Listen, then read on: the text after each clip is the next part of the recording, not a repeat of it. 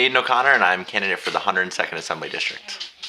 Joyce St. George, and I'm running for the Senate, District 51. I'm Chad McEvoy. I'm running for New York's Assembly in the 101st District.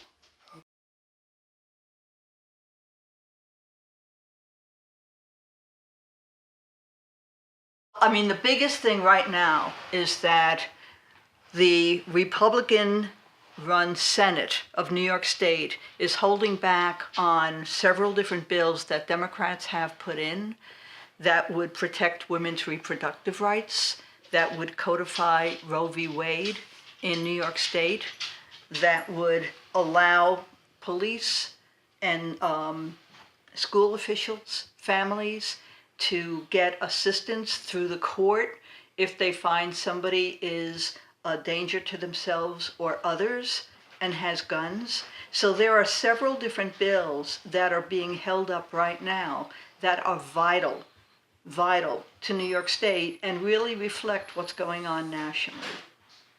Mm-hmm. We need to elect enough Democrats into the New York State Senate to flip control so that we get the gavel and can get that legislation through. And meanwhile, we also need to elect more upstate and rural Democrats to the Assembly so that we can reflect those issues into the legislation that people like Joyce will actually pass in the coming term. And we need to do this so that we can protect our rights at the state level, because they are very possibly going to get taken away at the federal level. Mm-hmm. So we're seeing, throughout the country, and especially in New York State, this polarized fraction of people. And a lot of times we're using our voices, whether it's on Facebook, whether it's shouting at the TV at this point.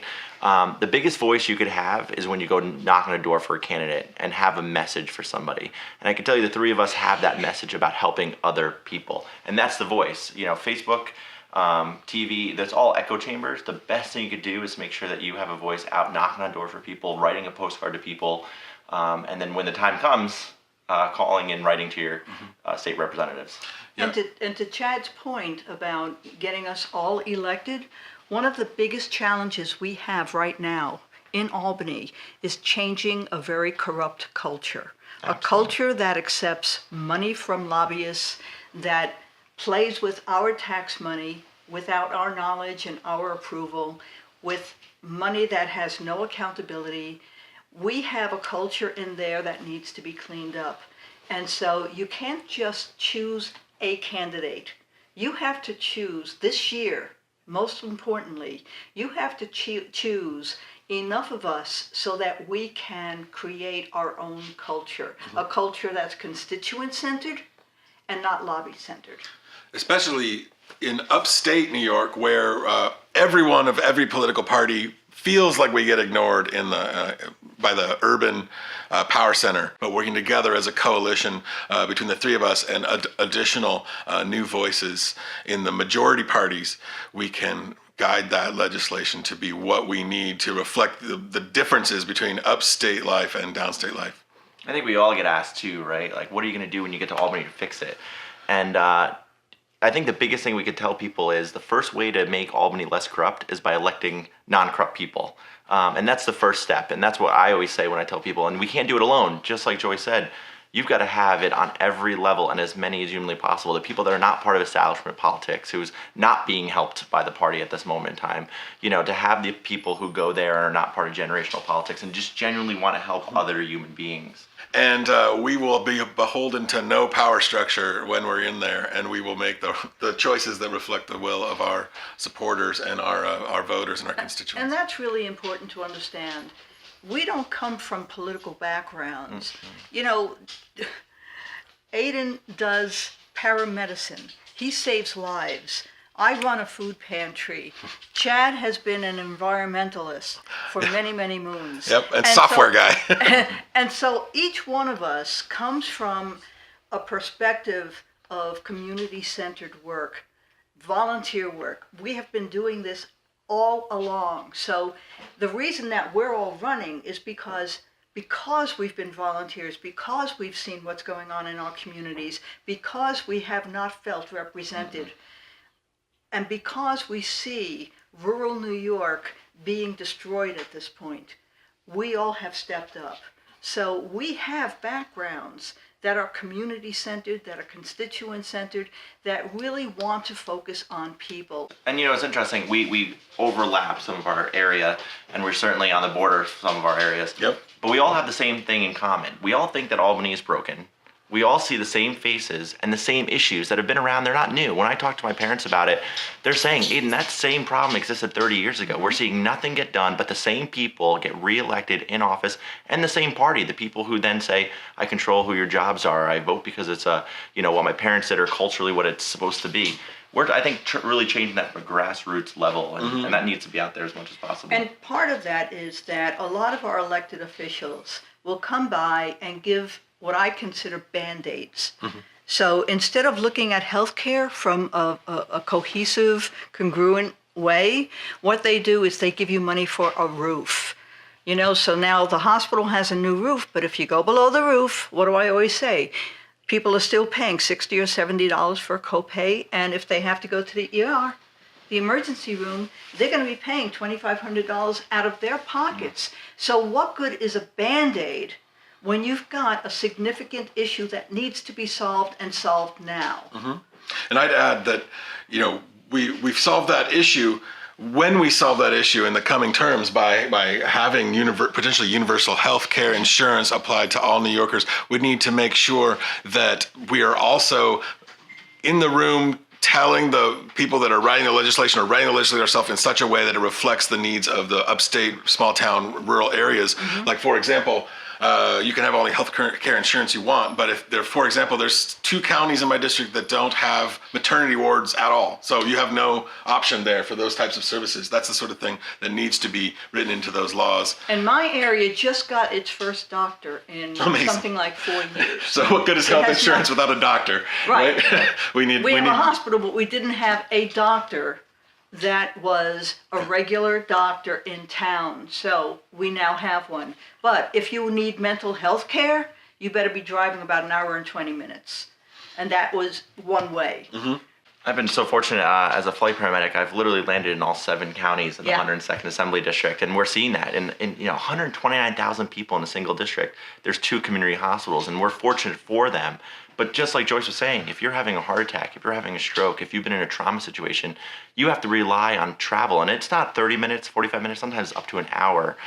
So making sure, like you said, a roof is nice, it's a nice gesture, but we need systematic change to make sure that we have quality over quantity when it comes to health care.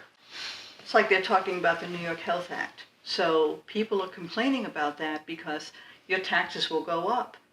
What we're not looking at is you will not be paying insurance anymore. That will be your insurance, and you will not have any copays, any deductibles, any coinsurance, any other money, and you would be able to get vision, hearing, mental health, treatment, podiatry, whatever you need, preventive health, whatever you need is included in that. And you won't be rolling the dice on little gaps in coverage that could bankrupt you and your family. Actually, I'm certain comes out to be a cheaper thing when you total up all the externalized costs that we're all paying for uninsured people. Yep. And I never, when I knock on somebody's door, I never hear them say, my income tax is too high. What I hear them say is my property tax, my school tax. And I can tell you right now that if our school districts are not-for-profits in the county, our county legislatures, our town boards didn't have to worry about health insurance. That's a 20, 25, 35% part of their budget.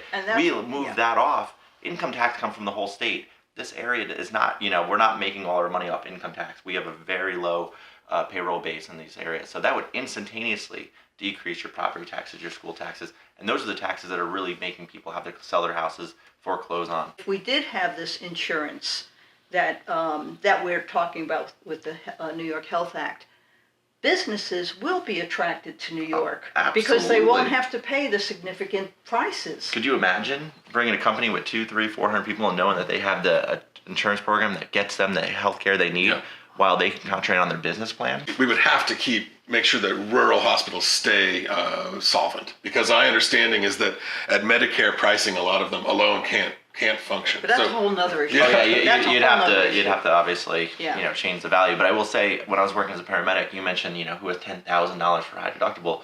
I had a gentleman who got to his house and his 2 kids and his wife were there, and he was seizing on the ground. came out of a seizure. We got him back to, checking his vital signs. He said, "Don't put me in the ambulance." And he goes back into a second seizure. Oh. And we put him on the stretcher. We're getting him loaded in the ambulance. And he wakes back up and he goes, please don't put me in the ambulance. And I got to chat with him for a few minutes and he goes into a third seizure. So we're just getting ready to pull off to go to the hospital. And he wakes up and he gets out. He goes, "I cannot get in this." So we talked to him for a few minutes. He goes, "I don't have $20 to get my kids pizza tonight. I couldn't imagine. I'm not insured. And even if I was, I couldn't pay the copay to go on the ambulance." We sat there for an hour and a half with the physician on the phone trying to convince him that we couldn't guarantee that if he stayed there, he wouldn't be injured from falling, he wouldn't die. And he said, "Aidan, at the end of the day, I have to get my kids food." And the fact that somebody had to weigh in the option of food or healthcare, and we're not talking about a different country, we're talking about in our community, our neighbor had this issue. Most of New York State, a lot of cities don't understand this, but most of New York State does not have broadband. So if you're driving and you have an emergency, you are out of luck. Mm-hmm. You are not going to have cell service. Many places can't open up businesses because they have no internet. Oh, we hear time and time again. So many people that move up here to invest here could work remotely and then just 2-3 months later have to go back down because they couldn't upload a file. Right. They couldn't email out. They couldn't webcam. And same thing, whether it's economic related for jobs, but also going back to school. A lot of people want to do remote schooling. They want to go back and get a second trade, a second degree, and they can't even have a webcam discussion on the online school services. So, Internet access is critical for government resource access as well. Yep. If you want to apply for the very healthcare insurance that we're pushing for, you need to be able to do it basically online.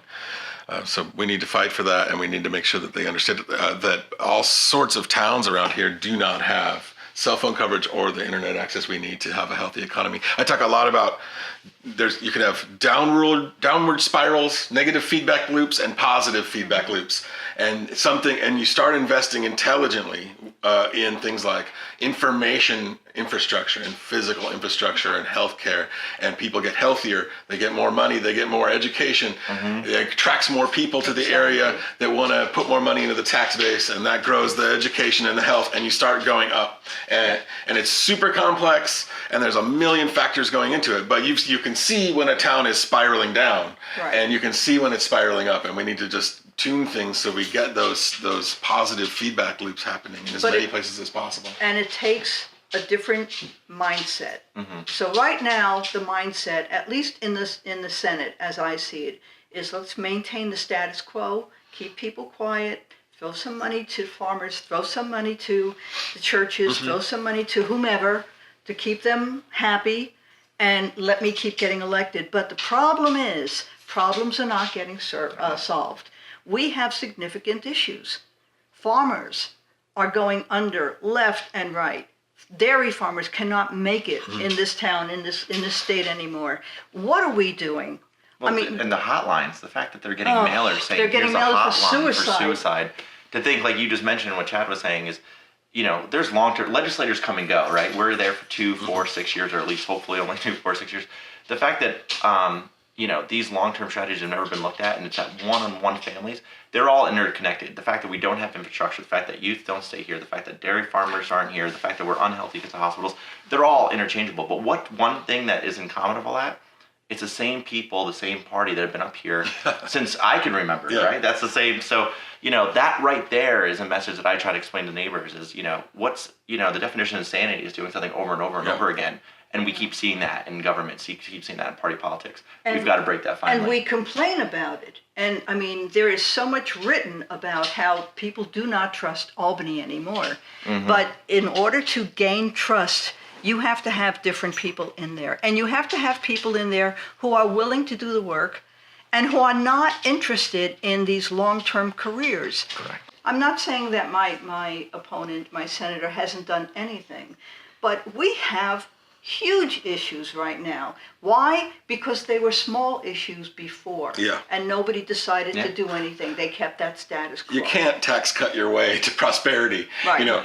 Smart spending is the way to do it. You got to respect the value of the tax dollars that you're taking. You don't waste it, but you can spend it on intelligent things that start those positive feedback loops. And the mindset has to be people first. Always. But it's not. Other humans. Well, that's what's interesting. When we get up and we spoke at a forum and they'll have Democrats, Republicans, new people in office a while.